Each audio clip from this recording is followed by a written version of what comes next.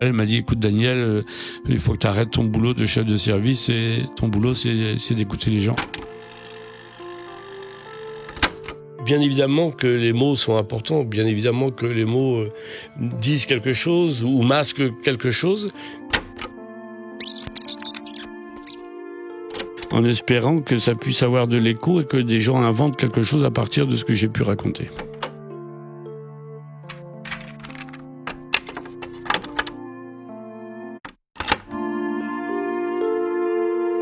Audioportrait de Daniel Olivier, psychanalyste. Animé par Christophe Yvetot. Prise de son, mixage, Aurélien Olivier. Audioportrait, un portrait audio.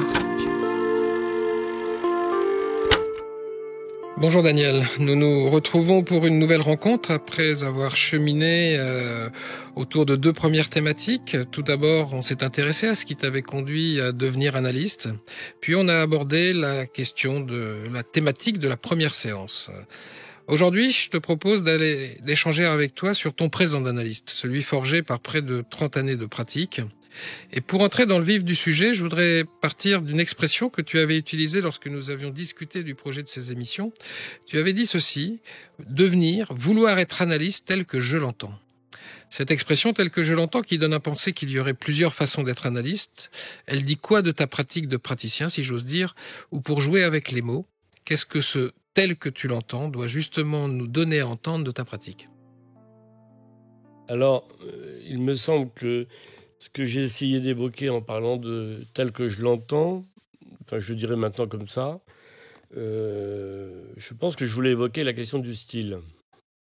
C'est-à-dire que il y a un certain nombre de règles, un certain nombre de principes, il y a un certain nombre de définitions du cadre qui conduisent la conduite de la cure, qu'il faut respecter. Mais il y a aussi, plus encore peut-être, et chaque jour qui passe, je crois, de plus en plus, la question du style, c'est-à-dire comment on l'incarne, ce cadre. Et comme je l'entends, c'était peut-être pour moi l'idée de pouvoir avoir, dans un cadre précis, quand même une grande liberté, et qui tienne compte de mon tempérament, qui tienne compte de ma formation, qui tienne compte de mon parcours. Et je crois que j'avais envie de ce qu'on pourrait appeler d'une capacité de déployer une certaine créativité qui soit, je dirais, adossée à une rigueur, mais pas enfermée dans une rigidité. C'est ça, je crois, que je voulais dire. Et je dirais que c'est ce que je suis en train de vivre, peut-être assez récemment, c'est-à-dire depuis une dizaine d'années, parce que je pense que ça prend du temps d'installer ces choses-là, parce que dans les débuts, on essaie d'être académique, on essaie d'être scolaire, on essaie d'être dans la répétition de ce qu'on a appris, et pour évidemment être garant de quelque chose en termes de transmission. Et puis après, je pense qu'on peut, à partir de ça, y mettre un peu son grain de sel, en quelque sorte. Qu'est-ce que tu peux nous dire justement de cette écoute du psychanalyste et de la tienne en particulier ? Alors, je pourrais dire, elle essaie d'être singulière. Par parenthèse, je dirais que ce qui est difficile, c'est de pouvoir évaluer la part entre ce qu'on écoute et ce qu'on entend. Parce qu'on peut écouter très attentivement et pas entendre grand-chose. Et bon...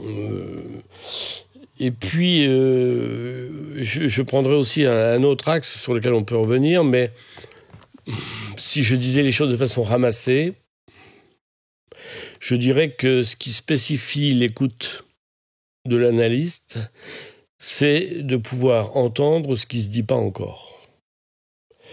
Et ce qui ne se dit pas encore, ce qui se dit dans ce qui se dit, mais qui n'est pas entendu, et que parce qu'on l'entend, celui qui l'y prononce peut en entendre quelque chose de ce qu'il vient de dire.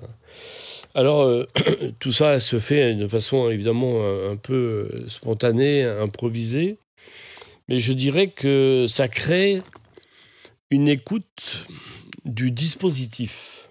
C'est-à-dire que moi, de plus en plus, tu parlais de 30 ans tout à l'heure, j'ai l'impression que j'écoute pas tout seul, j'écoute avec tout un dispositif, un espace, des objets, des meubles, un divan bien sûr, une chaise, mais c'est tout ce dispositif qui est entendement en quelque sorte.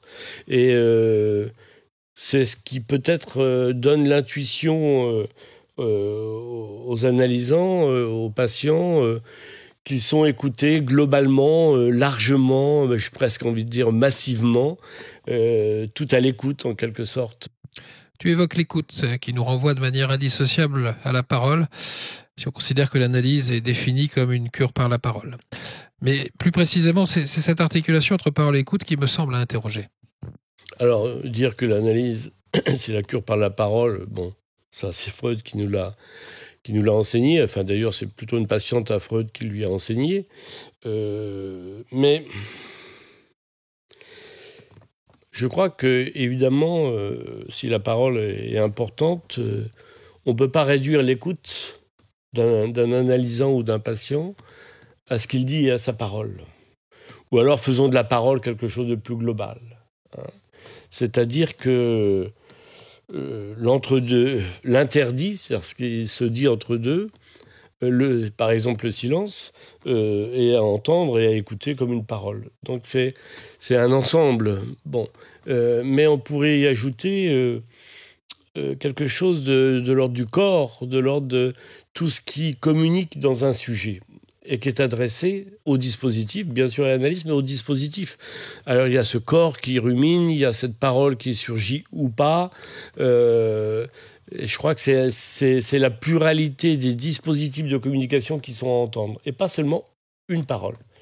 Bien évidemment que les mots sont importants, bien évidemment que les mots disent quelque chose ou masquent quelque chose, mais je crois qu'il faut qu'on soit très, très attentif à avoir une écoute beaucoup plus plurielle, beaucoup plus vaste, beaucoup plus large de tout ce qui se joue, de tout ce qui se transmet, de tout ce qui se transpire dans une rencontre. La créativité est un mot dont on peut dire d'une manière certaine que tu l'as chevillé au corps. On va donc s'attarder un peu sur ce mot clé de tes pratiques et t'interroger sur comment, en quoi, la créativité est au cœur justement de ton travail de praticien.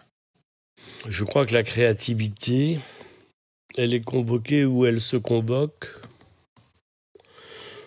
pour accueillir la surprise, accueillir le fait que d'une certaine façon tout peut arriver, donc la créativité vient au secours de comment on va accueillir ces surprises. La créativité, c'est quelque chose qu'on confie à notre spontanéité, parce que je crois qu'on a beaucoup travaillé en amont, et qu'on va écourter une séance, on va se mettre à parler alors qu'on ne parlait pas, on va se mettre à être silencieux alors qu'on n'avait pas produit ce type de rencontre avec son patient. La créativité, c'est de ne pas se laisser prendre par une ritualisation dogmatique d'une pratique. C'est ça la créativité. Et c'est ce qui me permet de dire, j'ai souvent cette image d'un scénario complètement virtuel, bien sûr, qui consisterait à dans une pièce, mettre l'ensemble de mes patients, vous voyez, et puis ils parleraient entre eux, ils parleraient de leur analyste, et je pense, j'espère, qu'en parlant de moi, chacun se dirait, mais c'est pas du tout l'analyse que je connais. La créativité, c'est aussi s'adosser à la singularité de nos patients, et non pas faire empreinte sur l'espace, faire empreinte sur le travail, mais la créativité, c'est la fluidité, la souplesse psychique qui nous permet d'accuser réception de celui-ci ou de celle-là. Alors, évidemment, c'est beaucoup plus mobilisant que d'être dans un protocole et un process dogmatique et, je dirais, rigide. J'en ai connu. J'en connais les limites. Et c'est vrai que de ce point de vue-là, on l'évoquera peut-être à un autre moment, mais je trouve que c'est très précieux dans le parcours d'un analysant de pouvoir profiter de la pratique de plusieurs analystes, de faire des cures avec des analystes différents, de voir des styles différents, de voir qu'on peut faire autrement que celui avec lequel, par exemple, on a démarré, qui marque évidemment pratiquement définitivement le parcours d'un patient. Donc la créativité, c'est l'inventivité à partir d'un cadre, mais pour pouvoir le dépasser. Il y a un cadre, bien évidemment, sur lequel on s'adosse, mais ce cadre-là, il ouvre, il ferme pas. Alors évidemment, ça demande une certaine disposition, et donc on pourrait dire, ça convoque une certaine sécurité de base chez l'analyste pour se laisser aller à se surprendre soi-même de ce qu'il est en train de mettre en place, de dire, d'improviser, évidemment d'interpréter. Donc, c'est quelque chose qui a à voir avec l'improvisation. Et donc la sécurité nécessaire pour improviser. Et comme on le sait tous, pour improviser, il faut connaître ses classiques, il faut connaître ses fondamentaux. L'improvisation ne vient que de surcroît. Tu viens d'évoquer en quoi la créativité était liée chez toi à l'improvisation pendant une séance, comment tu pouvais accueillir la surprise qui pouvait jaillir dans ton dialogue ou en tout cas dans ton écoute du patient. Mais est-ce qu'il a pu t'arriver de mettre à l'œuvre cette créativité dans la préparation d'une séance ? Alors, ce que tu évoques, ça me fait associer avec la question de l'inquiétude. Vous voyez, parfois on s'inquiète pour des patients. Et à l'issue d'une séance, on réfléchit évidemment dans l'après-coup, dans l'immédiat de l'après-coup de la séance ou un peu plus tard, ou quand on parle avec un contrôleur ou avec un collègue. Et il arrive qu'on se dit, tiens, il faudrait peut-être travailler de ce côté-là. Et moi, je me suis rendu compte que cette préparation, le plus souvent, était battue en brèche au moment où je vais chercher mon patient dans la salle d'attente, qui, dans sa façon d'être, me dit quelque chose de nouveau, de renouvelé, et qu'on est passé à autre chose, et que peut-être ma façon de préparer a été une façon de préparer, mais ne va pas être mise en acte nécessairement. Mais je me suis préparé à quelque chose, parce que j'étais, par exemple, inquiet. Des fois, on est tout simplement rassuré de les revoir. Parce que dans certaines circonstances, on peut être quand même très, très inquiet. Donc tout ça pour dire que, et c'est important, faut qu'on laisse le patient nous inspirer. Faut qu'on laisse le patient dans sa façon d'être, parfois sa vêture, parfois sa coiffure, parfois son odeur, qui nous dit quelque chose et qui va nous faire engagé, et puis évidemment son silence d'emblée ou sa parole d'emblée, sa façon de s'asseoir, on va avoir un tas de signes qui vont nous embarquer de telle ou telle façon. Donc souvent, on prépare peut-être pour justement être prêt à être surpris, mais sûrement pas pour organiser la séance par anticipation. Est-ce que ce que tu es en train de nous dire pourrait aller jusqu'à nous faire remarquer ou observer que, d'une certaine manière, c'est le patient qui fait l'analyste ? C'est le patient qui fait l'analyste. C'est en partie vrai. Je dirais, c'est ce qui se joue entre le patient et l'analyste qui fait l'analyse. Je crois qu'il y a, Winnicott le dit bien mieux que moi, mais je crois que on peut parler d'un espace transférentiel. Cet espace, c'est quoi ? C'est un patient, un analyste, un cadre. Eh bien, c'est cet espace-là, c'est cette atmosphère-là transférentielle, qu'on pourrait dire aussi transitionnelle d'ailleurs. C'est cet espace-là qui fait analyse. Et c'est important parce que, je crois, j'anticipe peut-être sur un autre point, mais je crois que c'est cet espace-là qui va nous dire aussi quelque chose plus tard sur l'idée que peut-être les choses peuvent s'arrêter. Je ne crois pas que ce soit un patient qui le dise ou un analyste qui le déclare, mais je crois que c'est tout un ensemble pluriel entre des sujets qui se rencontrent dans un lieu. On peut aussi penser que la créativité, c'est celle des mots de l'analyste. Car comme si on l'a dit tout à l'heure, celui-ci est d'abord un homme de l'écoute, et donc un homme de peu de mots. Ceux qu'il prononce, on pourrait dire, doivent toucher au vif du sujet. Si possible, ne pas être hors du sujet.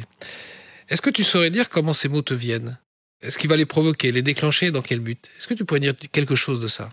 Oui, alors là, j'ai presque envie de dire que la réponse est facile. Je vais le dire en toute simplicité, mais souvent, non, pas souvent. Je me reprends. Quelquefois, les patients me disent « Waouh, là, ce que vous venez de dire, c'est quand même assez génial. » Bon. Je le dis très simplement, pourquoi ? Parce que ça, et c'est pas du tout de la coquetterie, c'est que vraiment, les mots me viennent des patients. C'est eux qui produisent en moi quelque chose de ce que je vais dire. Et c'est ça la vraie interprétation. L'interprétation, c'est pas d'avoir une pensée de surcroît sur ce qui vient d'être dit, c'est vraiment de piquer, épingler quelque chose qui vient d'être dit, mais la façon qu'elle est dite, cette chose, elle vient résonner en nous et ça produit en nous quelque chose, un nouveau mot, une nouvelle phrase, un pas de côté. Mais j'ai vraiment l'impression que, vous voyez, moi je suis un interprète et eux c'est les compositeurs. On l'a déjà l'évoquer. Et c'est vrai que des fois il me vient des trucs. Et d'ailleurs, avec le temps, c'est un autre aspect des 30 ans de pratique, c'est que je pense, j'en ai pas le souvenir, mais je pense que je me suis censuré pendant très longtemps dans les premières années, parce que je me disais, non, je peux quand même pas balancer un truc pareil. Pourtant, ça me venait. Et avec le temps, avec le travail de l'après-coup, parce qu'évidemment, pour être spontané, il faut avoir travaillé avant ou après, eh bien, on se dit, si ça me vient, je le balance, parce que si ça me vient de lui. Et c'est pour ça qu'il me semble que si on prend les choses de cette façon-là, on ne peut pas se tromper, puisque c'est le discours de l'autre. C'est pas moi qui fais mon numéro, c'est le discours de l'autre qui évidemment prend une autre forme, parce qu'il résonne en moi et je lui donne peut-être une autre formalisation, une autre forme, une autre couleur, mais ça vient toujours de l'autre. Toujours de l'autre. Donc c'est pour ça que maintenant j'hésite de moins en moins à balancer des trucs, même si parfois je me dis, wow, mais bon, il avait qu'à pas l'évoquer en moi, en quelque sorte. Quel effet tu cherches à travers une parole ? Quel effet l'analyste cherche à travers les mots ? Quelle est la finalité de son intervention ? Je crois que, d'abord, le mot « intervention » est toujours un petit peu délicat, mais il me semble qu'on essaie de participer à lever des censures, à lever des freins. On essaie de participer à ce qu'une parole s'ouvre plutôt qu'elle se referme. On essaie de faire entendre, évidemment, on l'a déjà dit, de faire entendre à quelqu'un ce qu'il est en train de dire, qu'il n'entend pas qu'il est en train de dire. Donc on fait sûrement qu'on choisit des mots qui vont venir soutenir un propos, qui vont venir le faire résonner, qui vont venir le faire s'éclater en quelque sorte dans la pièce, les rendre un peu plus visibles, lisibles. Je crois qu'il y a quelque chose de mots qui invitent, oui, des mots qui invitent à en trouver d'autres, voilà. Des mots qui invitent à encourager l'association du patient qui est parfois un peu en peine dans sa chaîne associative. Mais s'il y a des mots manquants ou qu'on estime manquants, on essaie de dire quelque chose pour qu'il puisse continuer sa chaîne associative qui lui appartient, c'est pas la mienne, mais on sent que parfois ça peut être un petit peu en frottement, un petit peu en ralentissement, et hop, il nous vient de dire tiens, hop, j'ai entendu ça, ah oui, bon, voilà.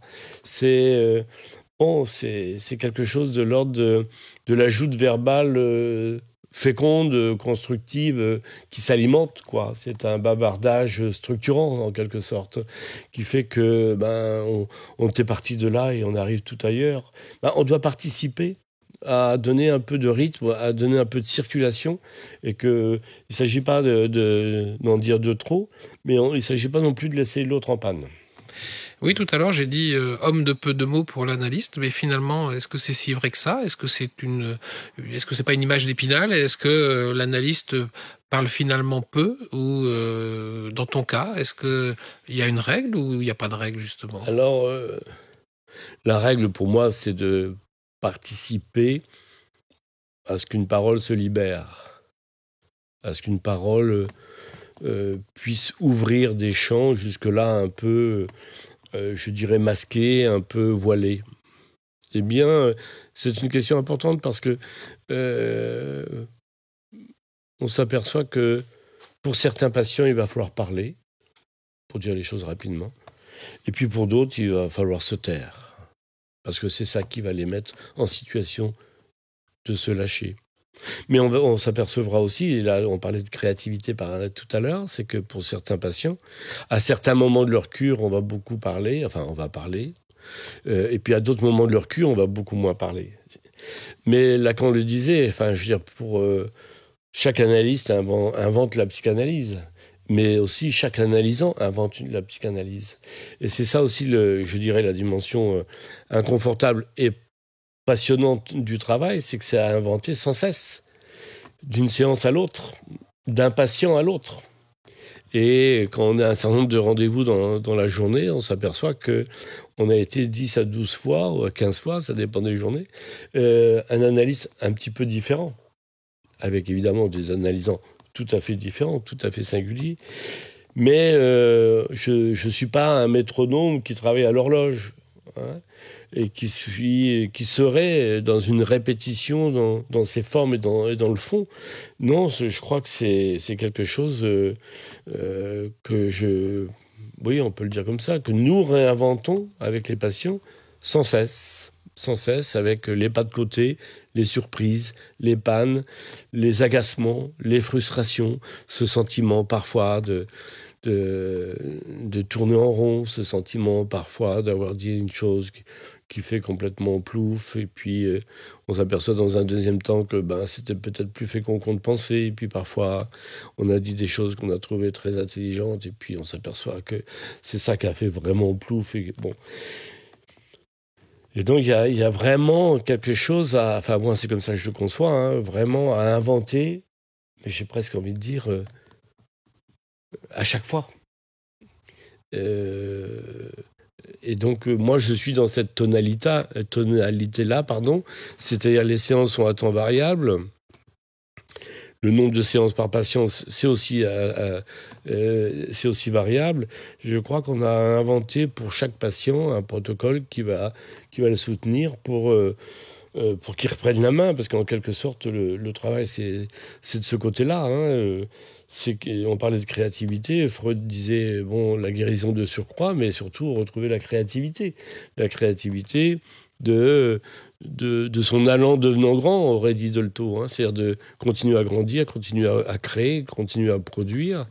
Eh bien, on essaie d'accompagner ça avec le moins de freins possible et le moins de censure possible pour qu'ils aillent je dirais au bout de leur génie créateur, parce qu'il est en chacun de nous. Ça, il faut prêter du génie créateur dans chaque sujet, et c'est parce qu'on leur prête ça aussi qu'on ouvre des voies pour qu'ils puissent le développer.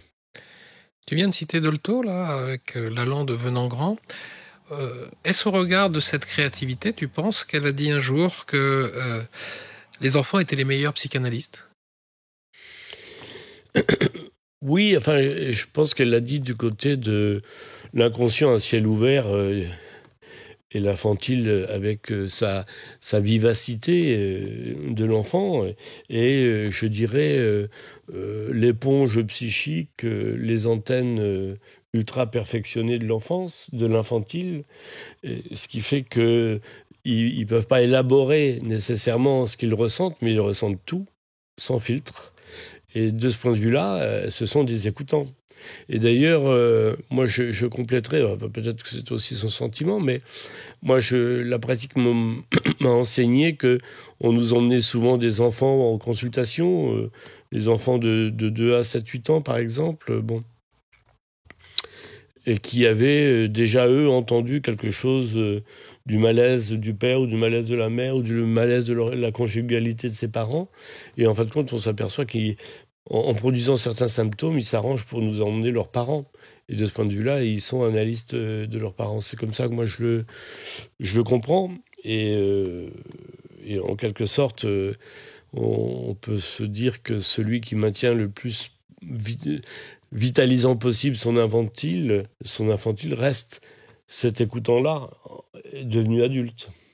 Je pense que si on n'a pas une proximité, une familiarité avec son infantile, on ne peut pas être adulte. Tiens, je voulais dire, on ne peut pas être analyste, mais j'ai dit on ne peut pas être adulte. Tu l'as dit tout à l'heure, cette créativité, cette inventivité, elle est soutenue par un cadre bien posé, une base solide qui permet d'épanouir cette créativité. Est-ce que on peut penser par exemple qu'il y a quelques principes qui bordent ce cadre?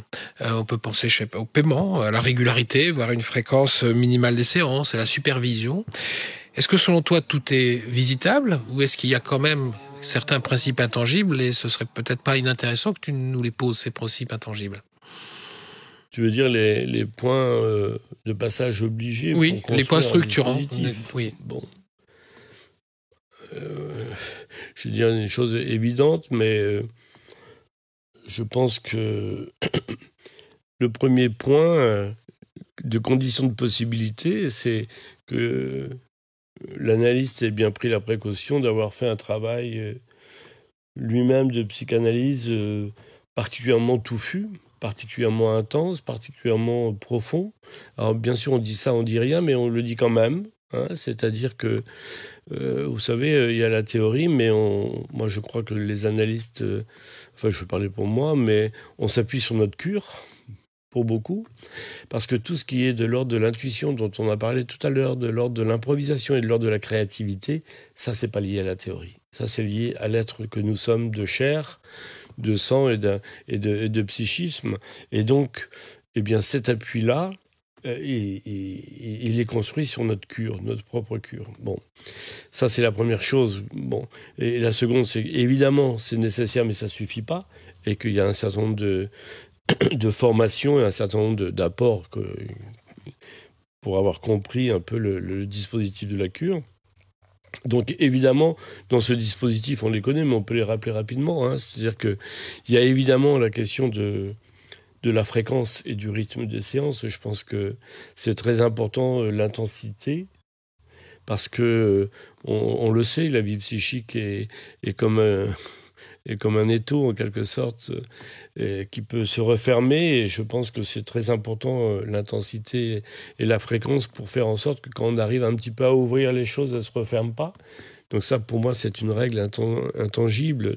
Bon, ça ne veut pas dire que quand on travaille une séance par semaine, on ne fait rien, bien évidemment. Mais si on veut bouleverser, modifier, réajuster profondément une vie psychique et, je dirais, une façon d'être au monde, ça demande de l'intensité. Bon, et puis évidemment le paiement de ce travail, eh bien, ça dit quelque chose du désir du patient et ça dit quelque chose de la nécessité de l'analyse puisque c'est son travail.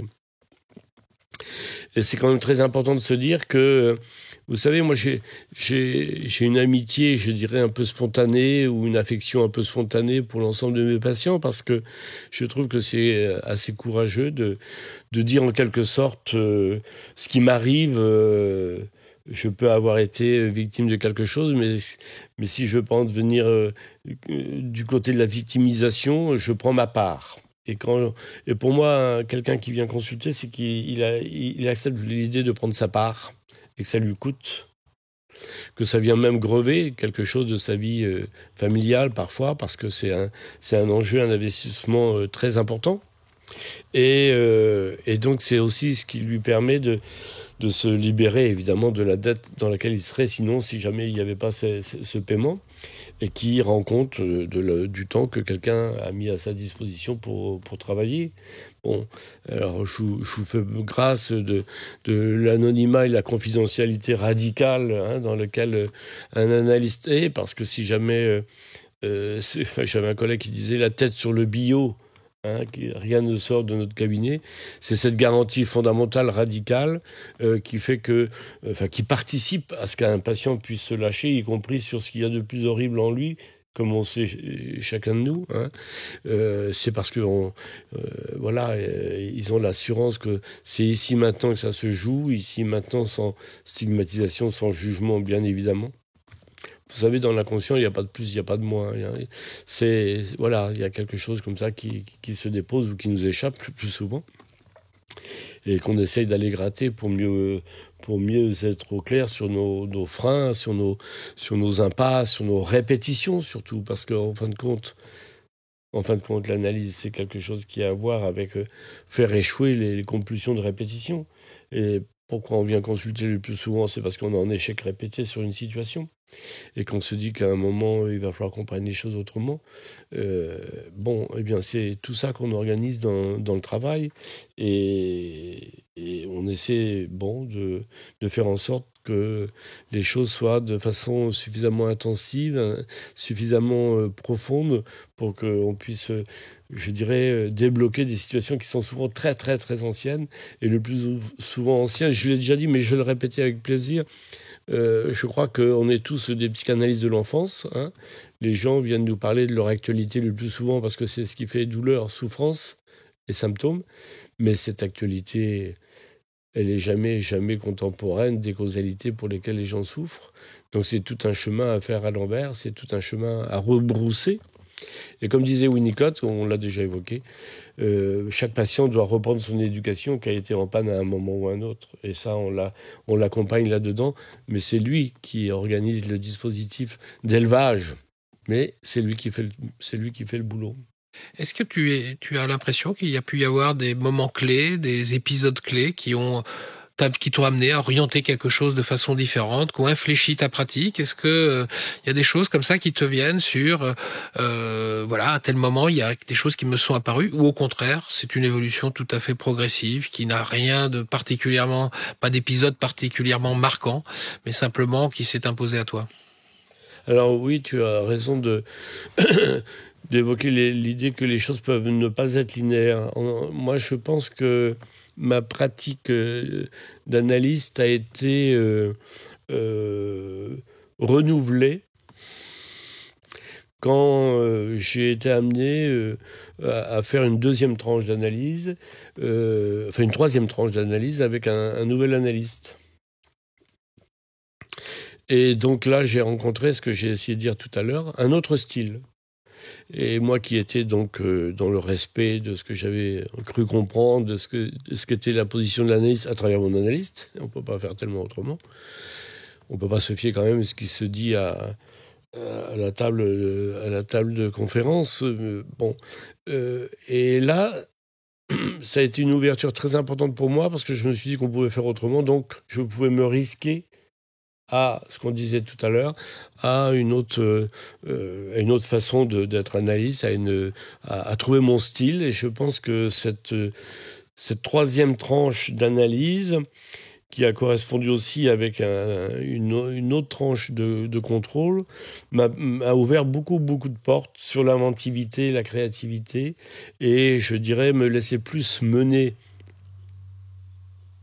par le tempérament et la façon d'être et la façon de vivre la séance par les patients que par le passé, où j'étais plutôt moi un peu maître d'œuvre, un peu dirigeant de la cure. Alors on dirige la cure, on dirige pas les patients, disait Lacan, mais peut-être que je dirigeais un peu trop les patients et que je me suis rendu compte qu'on pouvait leur faire confiance et inventer quelque chose à partir de là. Donc ça a été très important. Donc ça a vraiment infléchi quelque chose de l'ordre de la créativité et de l'inventivité. Et puis, il y a quand même le temps, c'est-à-dire le temps qui passe, l'expérience qui fait que on a beau dire tout est toujours nouveau, tout est toujours à inventer, mais on ne peut pas mettre de côté que l'expérience nous sécurise, l'expérience nous donne un matelas de confiance qui nous permet de risquer plus. Ouais, je dirais que je prends plus de risques que j'en ai pris parce que pour les autres peut-être et pour moi-même, quand on est dans les commencements, on n'a pas tellement le droit à l'erreur parce que l'erreur, si elle vient tôt, elle vient nous marquer comme étant ce que nous sommes. Alors que si on a des années d'expérience, qu'on a déjà un retour assez positif autour de nous, qu'on nous fait confiance, alors on peut prendre des risques plus facilement parce que si on se trompe, ça s'appuiera sur quelque chose de plus épais, de plus étoffé. Donc je dirais que plus le temps passe, plus je pense que je m'autorise à des choses plus créatives et plus risquées peut-être. Donc de ce point de vue-là, oui, c'est immanquable qu'il y a quelque chose alors là, qui est plus linéaire, c'est le temps qui passe, c'est l'expérience. Bon. Et puis, il y a quelque chose qui est assez nouveau peut-être, je dirais. J'ai l'impression qu'il y a quelque chose qui se dit plus facilement sur la pratique de l'analyse qu'il y a une vingtaine ou il y a une trentaine d'années. Donc on peut s'inspirer de plusieurs pratiques. Avant, les gens ne parlaient pas tellement de leurs pratiques, en quelque sorte. Les analystes parlaient beaucoup des patients, ce qu'on appelle des vignettes. Mais maintenant, depuis une dizaine d'années, on a des analystes qui se risquent à parler de leur travail, soit à la radio, soit dans des livres. Dolto avait démarré avec l'autoportrait d'une psychanalyste. Eh bien, on a comme ça, et d'ailleurs, elle a trouvé que c'était très important que les psychanalystes parlent de leur parcours, de leur trajet. C'est un peu ce qui nous a autorisé à faire le travail qu'on fait ensemble. Et je crois que on picore à travers les remarques. Moi, j'ai vu que j'avais intégré dans mes premières séances, par exemple, de demander à des patients à la première séance un souvenir d'enfance, de demander un rêve récurrent. Bon, c'est des choses que je faisais pas, que j'ai entendu que certains faisaient. J'ai trouvé que c'était très précieux. Mais les occasions de parler pratiquement explicitement de son travail étaient plutôt rares et maintenant elles sont de plus en plus nombreuses et ce sont des sources d'inspiration. Au début de ta réponse, là, tu as évoqué le fait que ce qui a notamment fait infléchir certaines de tes pratiques, c'est que tu avais pensé qu'il te fallait moins orienter peut-être le travail de tes patients, les paroles de tes patients.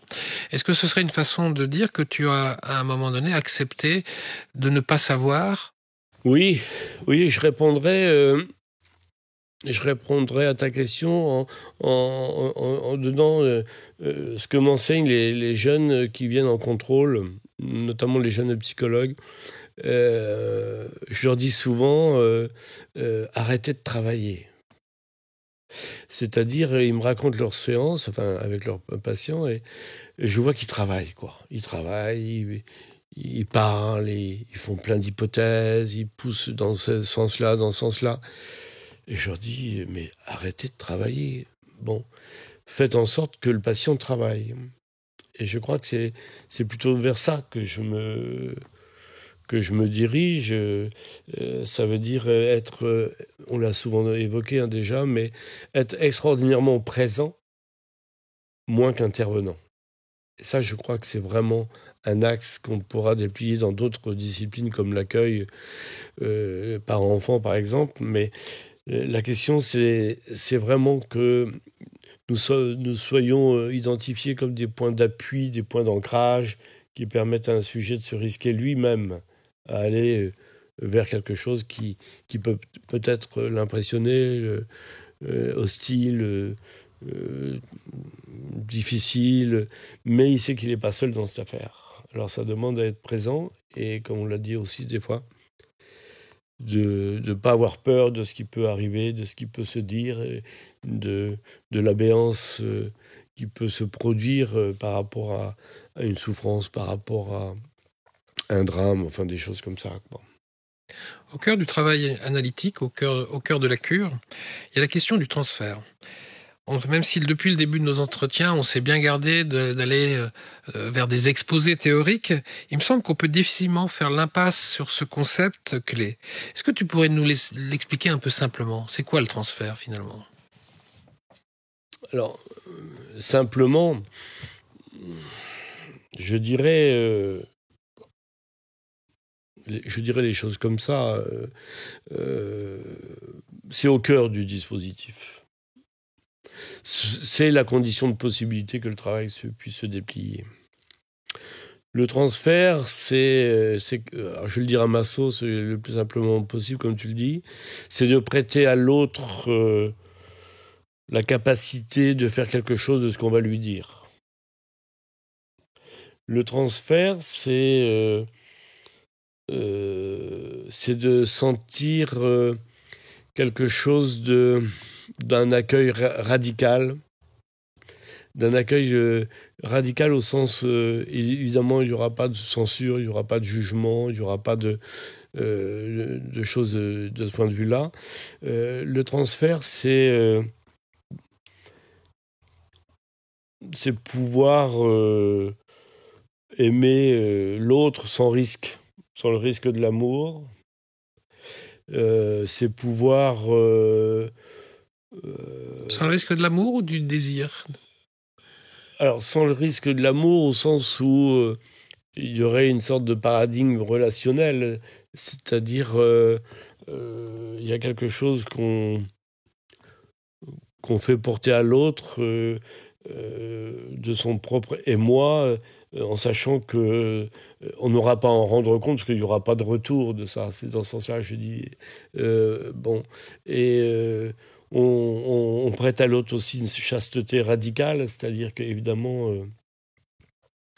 il y a quelque chose qui se déplie de très fort, de très intense, mais qui est dans un cadre bien précis et dont on connaît les bords et dont on connaît les limites et dont on sait que l'analyste ou elle va le respecter. Le transfert, c'est la possibilité de régresser en sécurité avec quelqu'un. Le transfert, c'est la possibilité de manipuler l'autre en le mettant à toutes les places, parce qu'on sait que il en fera ce qu'il a à en faire. Je crois que le transfert, c'est vraiment Freud parlait, je crois, d'amour de transfert. Il y a vraiment quelque chose de la sécurité. C'est un lieu assez inouï quand même, hein, où on peut dire toute notre noirceur, toutes nos griseries, toutes nos points aveugles, ça on n'en sait pas grand-chose, nos points aveugles, mais on peut lâcher quelque chose en toute sécurité, ce qui est quand même tout à fait particulier. Et évidemment que le transfert, c'est aussi la capacité de s'attacher profondément à quelqu'un librement et sans avoir tout à fait à en rendre compte, puisqu'on paye pour ça. Et ça nous libère de tout ça, puisqu'on le paye pour en être quitte, en quelque sorte. Et s'il n'y a pas ce mouvement vers,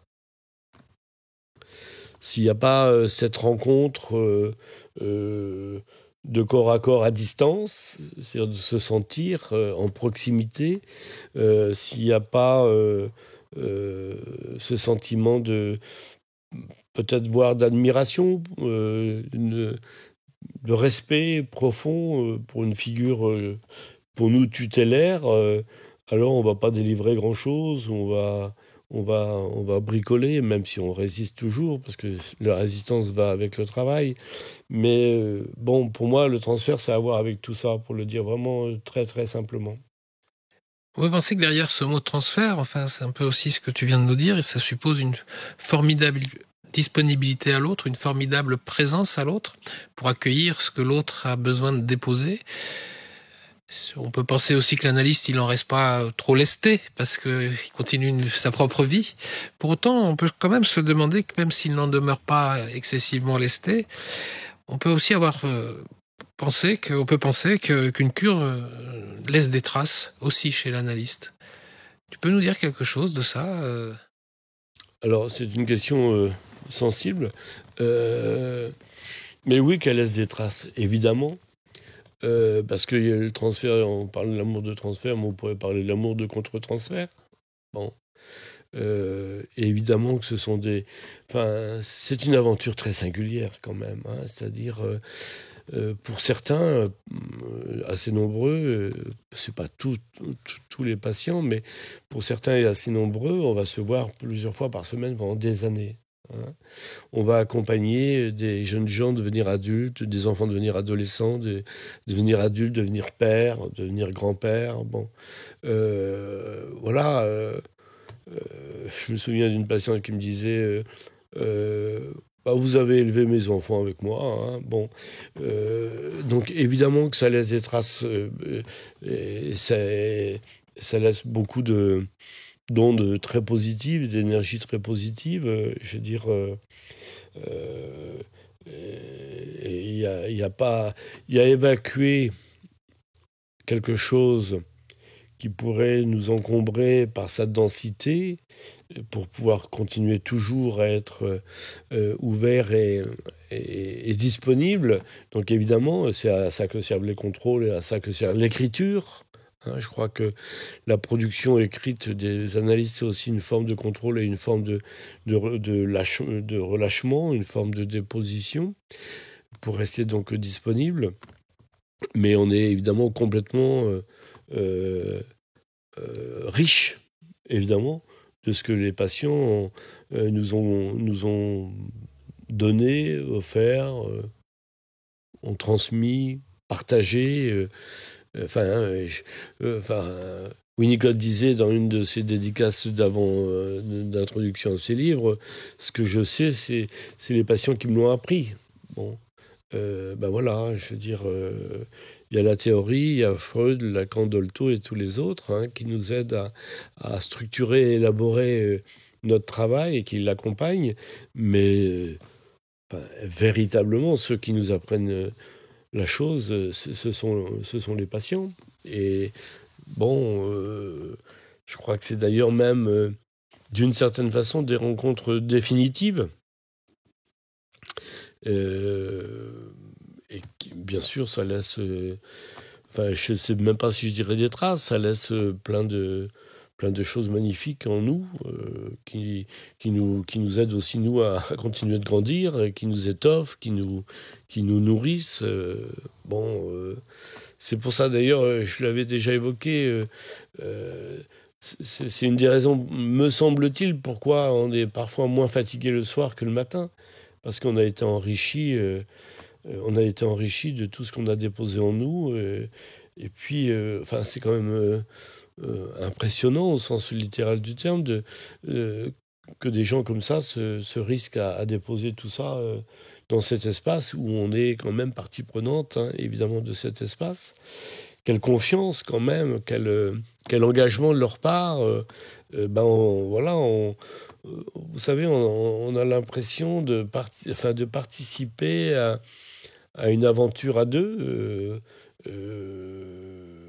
qui va nous mener, on ne sait pas où encore, mais on sait que ça va nous mener vers quelque chose de nouveau, quelque chose de différent, et le plus souvent j'espère, avec des transformations qui font que on a la satisfaction de voir des sujets reprendre la main sur leur vie, des sujets arrêter le flux des répétitions, sortir de vie où ils étaient, je dirais, dans une sorte d'asphyxie. Des gens qui, on l'observe, changent physiquement, des gens qui... peuvent même avoir leur regard qui change, une vitalité qui les ensoleille complètement. Évidemment que ça ne me déchaîne pas de dire que ça produit beaucoup de plaisir, beaucoup de satisfaction, et que je suis bien content d'être là, à cette place-là. Même si ça ne m'étonne pas, ta réponse ne m'étonne pas, on pourrait quand même être surpris de n'entendre qu'un versant positif de ce que ça laisse dans la personne de l'analyste. On pourrait penser qu'avec tout ceci, toute cette souffrance qui peut être déposée par moment, tu n'évoques que l'aspect lumineux qui rayonne en toi au terme d'une journée de travail, par exemple. Et donc on aurait pu entendre aussi que ça laissait des traces moins positives, plus lourdes, plus pénibles. Non, visiblement non. Eh bien, si on parle de traces, immanquablement, il y en a. Et puis, moi, j'ai du mal à manier le terme d'échec.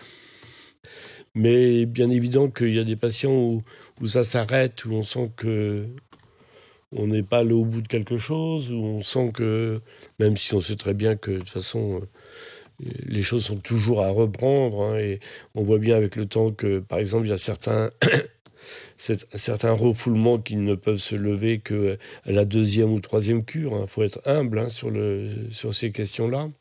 Enfin, la deuxième ou troisième tranche. Bon, et puis, bien sûr, il y a des gens qui vont très, très, très, très, très mal et pour lesquels on s'inquiète et que ça nous laisse pas indifférents.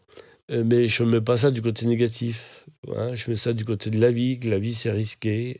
Bon, il y a des gens qui attendent à leur jour. Il y a des choses lourdes, mais lourdes pour eux. Et nous, on est pris évidemment par ça, mais je dirais,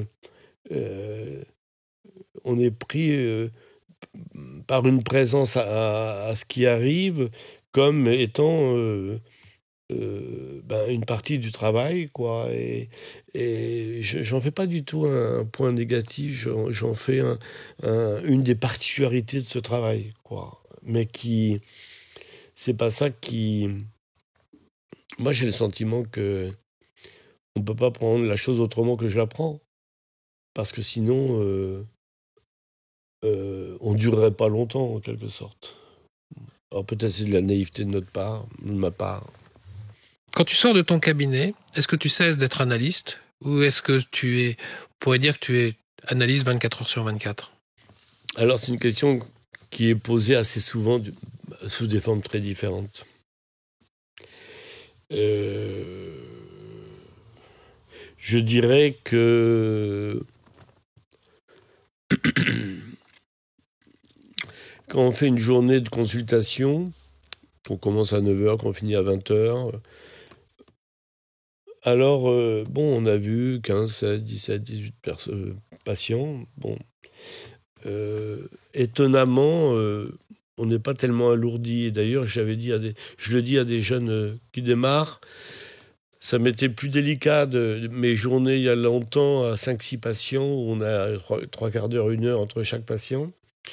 Alors que quand on est dans un rythme de patients assez important, ils font coupure les uns sur les autres. Hein, bon. Et c'est les autres qui m'ont fait comprendre que j'étais analyste 24 heures sur 24. Moi, j'ai l'impression que je quitte mon cabinet le plus souvent, peut-être un peu béatement, plutôt heureux et plutôt nourri de cette journée-là. Vous vous rendez compte, 15, 16, 17 patients, ce sont des densités d'informations, de tranches de vie. C'est quand même tout à fait impressionnant en quelque sorte. Donc je sors plutôt léger. Et puis, je crois que je passe facilement à autre chose, comme on passe facilement d'un patient à un autre en quelque sorte. Et on passe à rien du tout d'autre parce que c'est quand même là. Hein, c'est quand même là. Et puis on y repense, oui, à certains moments de pause, comme peuvent être les réveils du matin, ou les parcours en voiture, ou les parcours, ou les lectures qui nous font raisonner quelque chose. Mais il est bien évident, tu as parlé d'écoute au tout départ, je dirais ça.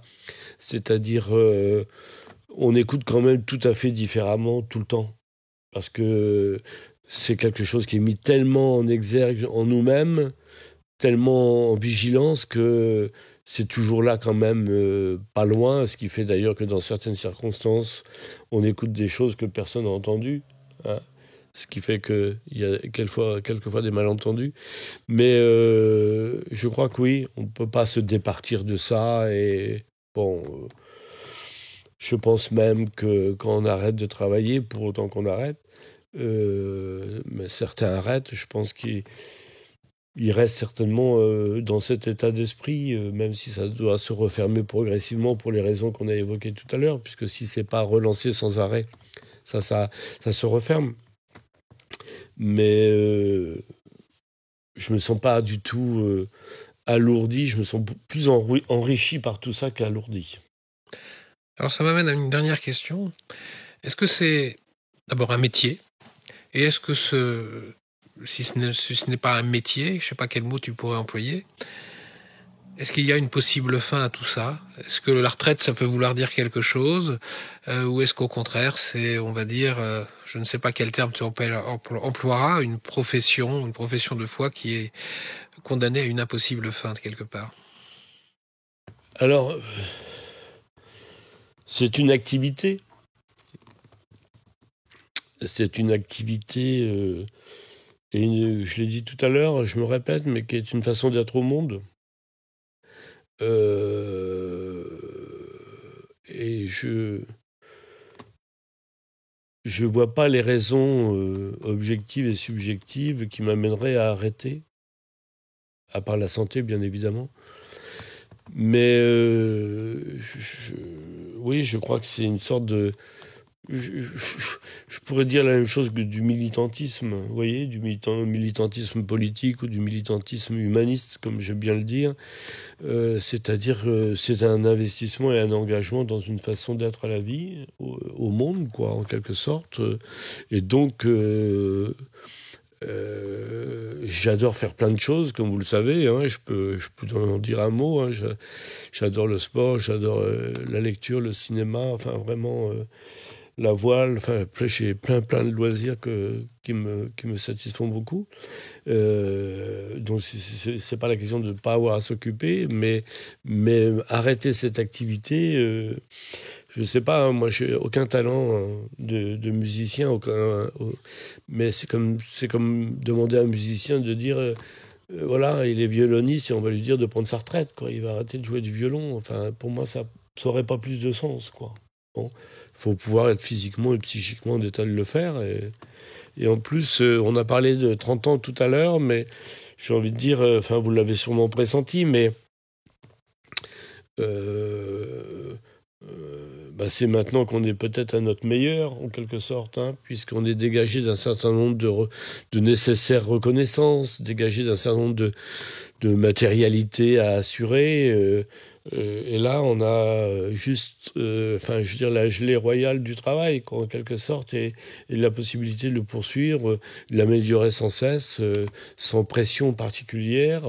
En plus, on parlait de transfert tout à l'heure, mais vous savez, entre le début de la carrière et la fin de la carrière, il y a une différence énorme, c'est que en début de carrière, on attend que des patients arrivent, et puis...